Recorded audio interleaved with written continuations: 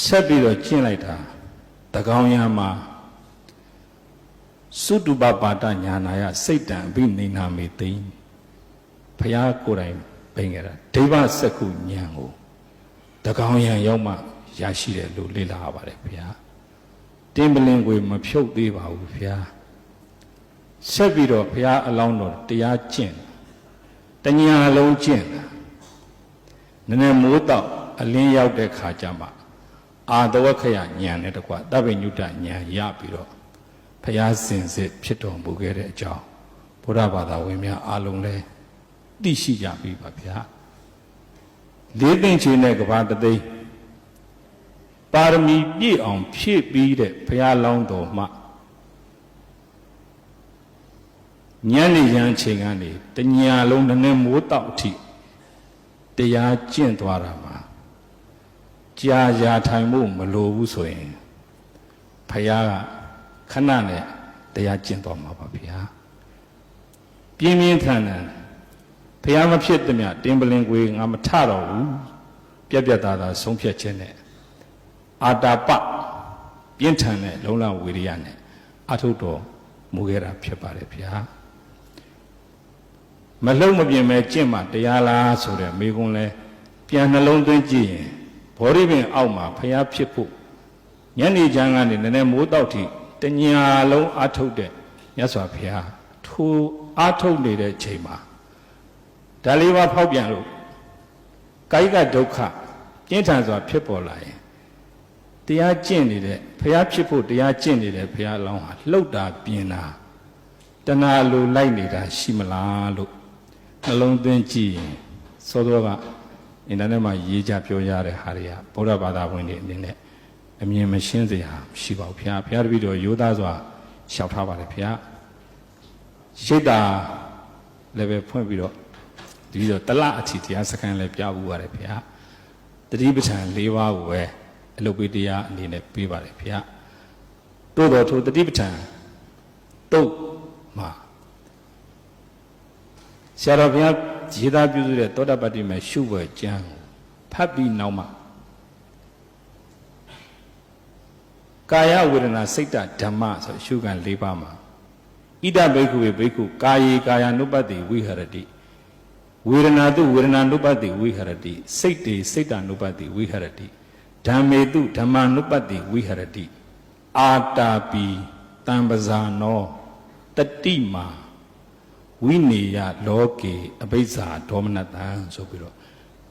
ဏိဒံအကျဉ်းမှာလေ့လာပါတယ်ဗျာကာယဝေဒနာစိတ်ဓမ္မ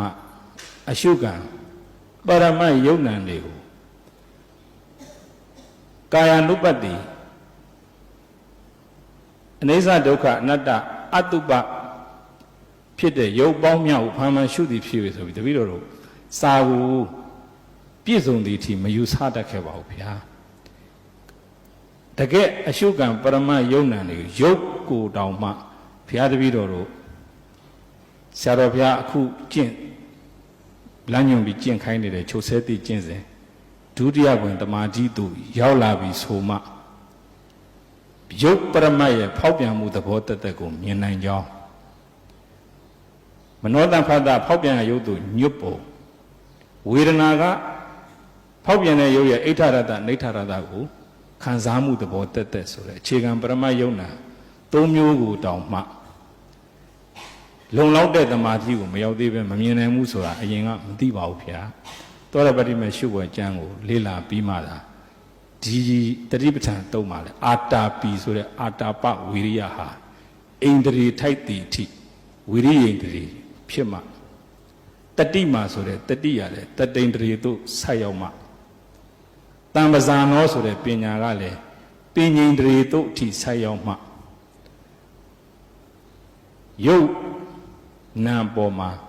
အဘိဇ္ဇာနဲ့ဒေါမနတဆိုတဲ့និဝရဏကိလေသာလဲတရင်ကဝိခံမနတကယ်ကွာပြီးတော့ကာယဝေဒနာစိတ်ဓမ္မတို့ရဲ့အနိစ္စဒုက္ခအနတ္တလက္ခဏာကြီး၃ပါးကိုလည်းအမှန်တကယ်မြင်မယ်ဆိုတာကိုတပည့်တော်အစကလုံလောက်အောင်သိပါဦးဗျာသောရပတိမေရှုဝဲကျမ်းကိုတေချာဖတ်ပြီးတဲ့အခါကျမှဒီတမာတိရောက်မှဒီယုံနာမြင်မယ်ဒီတမာတိရောက်အောင် ဒီကျင့်စဉ်ကိုကျင့်ရမယ်ပထမဘဝင်တမာတိဟာဘုရားတပည့်တော်တို့အခြေခံ10ရက်မှာအာနာပါနရောပေါင်းချင်းကျင့်စဉ်မှာရော2နာရီဘဝင်ပိုင်းကျင့်စဉ်မှာရောထိုင်ကမ္မထမ်းမှာရောလျှောင်းကမ္မထမ်းမှာရောအခုမဟာပလင်မှာရောကာယကဒုက္ခကိုအကြောင်းခံပြီးတော့ယောဂီရဲ့စိတ်မှာကြမ်းတမ်းစွာဖြစ်ပေါ်လာတဲ့ဒိဋ္ဌိတဏှာဒေါသဇောချမ်းတွေချုပ်သွားတဲ့အတွက်ကြောင့်ထိုဇောချမ်းတို့ရဲ့မိယာနှလုံးအိမ်ဘဝင်ကငြိမ်ကျသွားပြီးတော့ပထမဘဝင်လို့ဆရာတော်ကျမ်းဂန်မှာသမုတ်ထားပါတယ်ဗျာ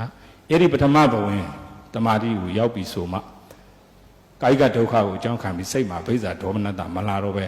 ဓာတ်၄ပါးအတုပအယုစု32ခုထာတာရှစ်စိတ်နောက်စိတ်နောက်ဆံမတင်းမဲ့အနောက်ရှက်ကင်းရှုနိုင်ပြီဆိုတာအခုမှသိပါတယ်ဗျာဒီကနေမှရှေ့အနိမိတ်တချုပ်ဆဲသည့်ကျင့်စဉ်နဲ့လောကီကာမပညာကိုအာယုံပြုတဲ့စကလုံးပါတဲ့တစိတ်ခတ်တဲ့နာမည်တက်တဲ့ပညာနဲ့ရှင်တဲ့စိတ်တွေချုပ်နေတဲ့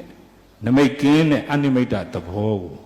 မျှတတဲ့ဝိရိယတတိတမာတိနဲ့မွေးမြူပြီးတော့ဣန္ဒြေထိုက်သွားတဲ့အခါကျမှထို